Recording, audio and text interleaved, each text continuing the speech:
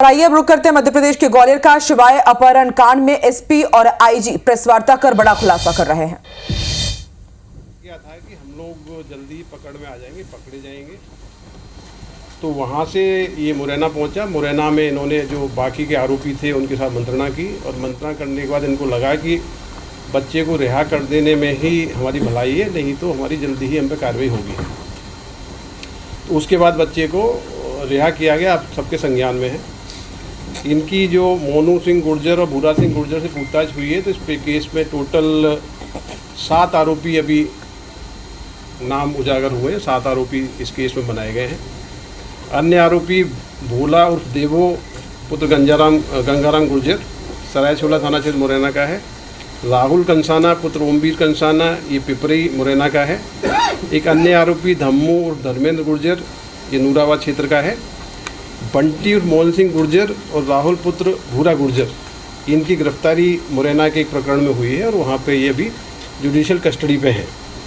तो इन दोनों आरोपी जो अरेस्ट हो चुके हैं इनके लिए हम जुडिशियल प्रोसेस पूर्ण करके इनको पुलिस रिमांड पर लेकर आगामी कार्रवाई करेंगे।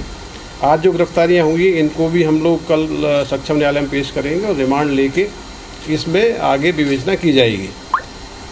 इस घटना के पीछे जो इंटेंशन समझ में आया पूरी प्लानिंग कॉन्स्पिरेसी का, उनको लगता था कि ये क्योंकि भूरा के और मोनू के बहुत पारिवारिक संबंध थे, बीच में कुछ घटनाएं ऐसी हुई जिसके आधार पे इनको विश्वास हो गया था कि पीड़ित परिवार को जब भी कोई समस्या होगी हमसे ही मदद मांगेंगे और जब हमसे मदद मांगेंगे बच्चे को छुड़वाने के लिए तो हम मध्यस्थता करते हुए फिरौती की राशि इनसे बहुत आसानी से वसूल कर लेंगे।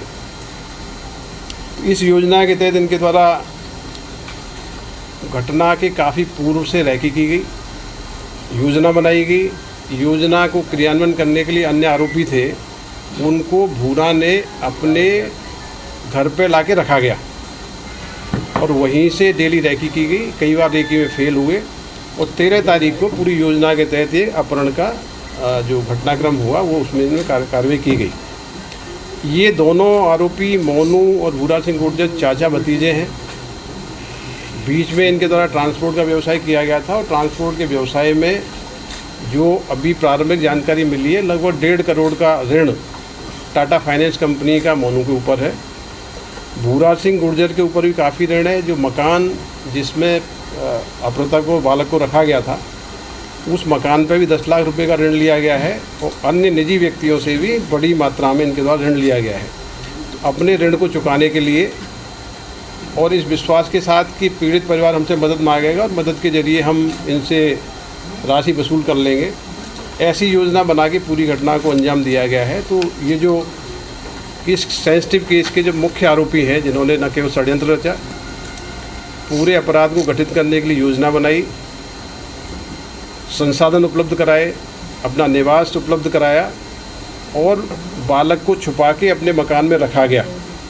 इस प्रकार से इन आरोपियों की गिरफ्तारी की है। बाकी अभी काफ़ी इसमें एविडेंस कलेक्शन होगा तो रिमांड लेके आगे कार्रवाई की जाएगी। सर कितने की फिरौती के मांगने का प्लान था इनका, कुछ क्या है, कितना 1 करोड़ की फिरौती ये मांगना चाहते थे। इनको विश्वास था कि बीच में जब ये परिवार संकट में आया था उस समय भी एक सीजर हुआ था इलेक्शन के समय, उस समय भी इसने मध्यस्थता करके 8 लाख रुपए की राशि ली थी, ऐसा हमने बताया है।